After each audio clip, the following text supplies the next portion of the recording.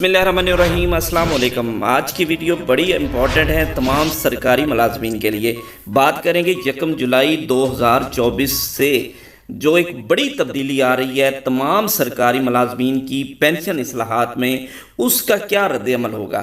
इसमें बहुत सारे सवालात उठते हैं कि क्या अगर आप 1 जुलाई से पहले रिटायरमेंट पर जाते हैं तो आपको फ़ायदा होगा या नुकसान होगा। ऐसे मुलाजमीन जिनकी सर्विस कम रह गई है उनको क्या फ़ायदा होगा कि नुकसान होगा। इसके अलावा अगर ऐसे सरकारी मुलाजमीन जो दोनों मियाँ बीवी हैं उनके लिए क्या होगा, क्योंकि पेंशन इस्लाहात में ये कहा गया है कि अगर दोनों मियाँ बीवी हैं तो उनमें से किसी एक की पेंशन आपको चॉइस करनी पड़ेगी। इसके अलावा आगे चलें तो इसमें एक और बात भी कही गई है कि कौन सा टाइम सबसे बेहतर है रिटायरमेंट लेने का।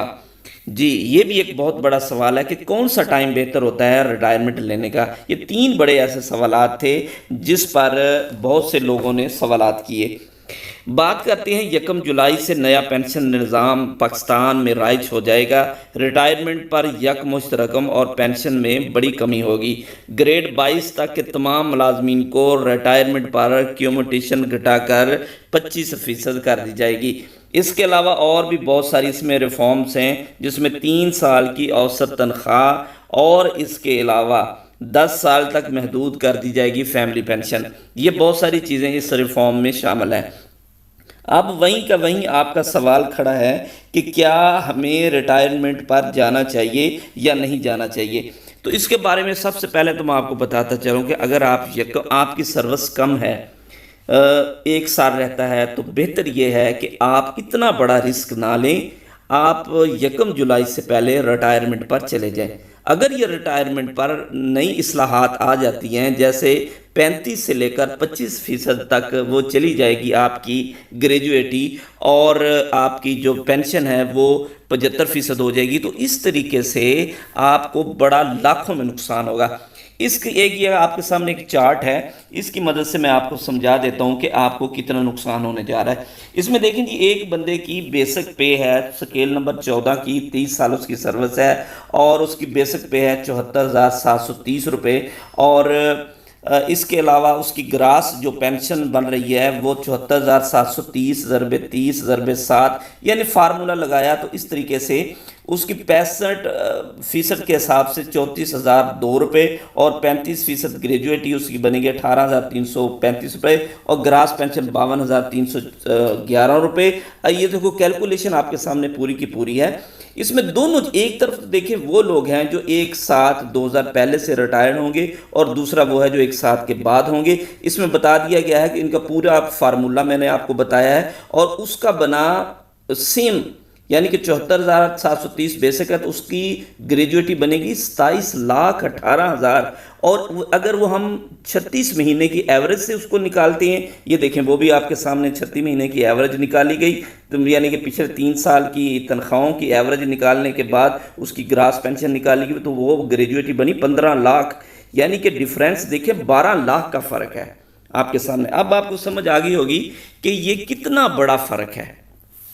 मैं तो कहता हूं कि जिन लोगों के चंद साल बकिया हैं, अगर ये रिफॉर्म आ जाती है तो उनको लाखों का नुकसान हो जाएगा।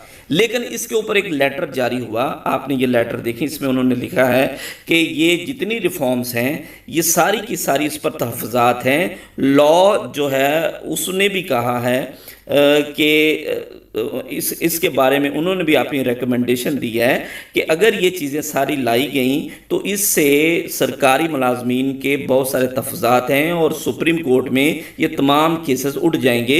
इसका कोई कानूनी जवाज़ नहीं बनता।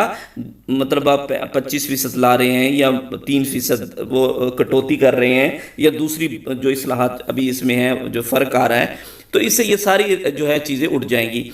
इसमें सिर्फ एक चीज़ बाकी रहेगी, वो सिर्फ रहेगी 60 से 62 साल वाली। अगर 60 से 62 साल एज कर देते हैं तो उससे मुलाजमीन को फ़ायदा होने जा रहा है जी, वो उससे फिर ये फ़ायदा होगा। तो इस तरीके से अब आपकी ये ज़हन में कन्फ्यूजन दूर होगी कि अगर ये आ जाती हैं 1 जुलाई से पेंशन, जो कि IMF का बड़ा दबाव है और इन्होंने ये सब कुछ कर देना जो मुझे लगता है, अगर ये हो जाती हैं पाकिस्तान में तो इससे नुकसान होगा। जिनके कम अरसा रहता है, 1 साल 1.5 साल रहता है, वो अगर ریٹائرمنٹ پر چلے جاتے ہیں تو ان کو بہت بڑا فائدہ ہوگا۔ دوسرا سوال یہ تھا کہ کیا ریٹائرمنٹ کا ٹائم کون سا بہتر ہے، تو اس کے لیے بتاتا چلوں کہ ریٹائرمنٹ کا بہترین ٹائم جو ہوتا ہے وہ ہوتا ہے اس کی سپر اینویشن، یعنی 60 سال جب وہ پورے کر لیتا ہے اس وقت اگر وہ ریٹائرمنٹ پہ چلا جاتا ہے تو پھر تو اس کو فائدہ ہوتا ہے۔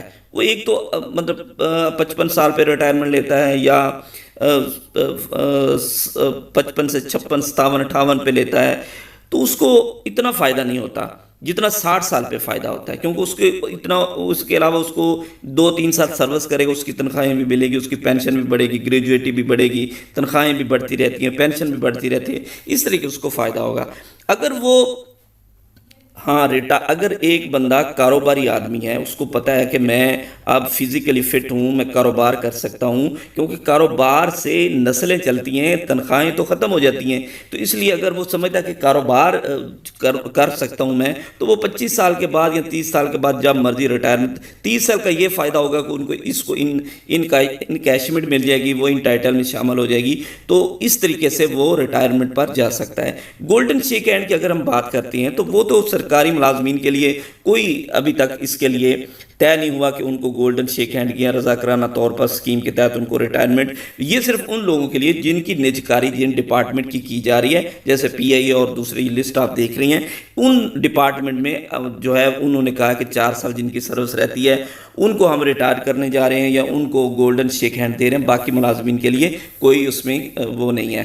اس کے علاوہ آپ اپلائی کیسے کر سکتے ہیں، اس کے بارے میں جو پیفرا کی طرف سے جو ایجوکیشن ڈپارٹمنٹ ہے اس میں تو انہوں نے کہا ہوا ہے کہ لیٹر نکالا ہو کہ کم از کم آپ 3 مہینے پہلے اپلائی کریں، آن لائن جہاں پہ اپلائی ہوتا ہے وہاں پہ ضروری ہے کہ 3 ماہ پہلے اپلائی کریں۔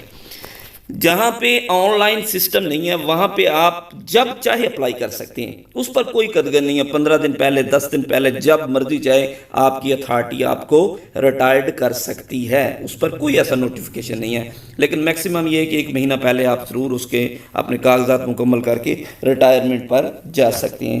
تو یہ آج کی بڑی اپڈیٹ تھی جس میں میں نے آپ کو بتایا کہ اچھا ایک اور سوال اس میں تھا کہ جو لوگ 1 جولائی سے پہلے ریٹائرمنٹ پر چلے جائیں گے، جن کی 60 سال پوری ہو جاتی ہے، کسی کی مئی میں ہو جاتی ہے یا اپریل میں ہو جاتی ہے تو جون میں ہو جاتی ہے، تو کیا ان پر یہ چیزیں لاگو ہوں گی؟ نہیں، 1 جولائی کے بعد جو ریٹائرمنٹ پر جائے گا اس پہ یہ سارا فارمولے لاگو ہوں گے، اس سے پہلے اگر کوئی بھی بندہ ریٹائرمنٹ پہ چلا جاتا ہے تو اس پر یہ چیزیں ساری لاگو نہیں ہوں گی۔ تو آج کی یہ بڑی اپڈیٹ تھی، بڑی انفارمیٹیو ویڈیو تھی۔ تھینکس فار جوائننگ، اپنا خیال رکھیے جی، اللہ حافظ۔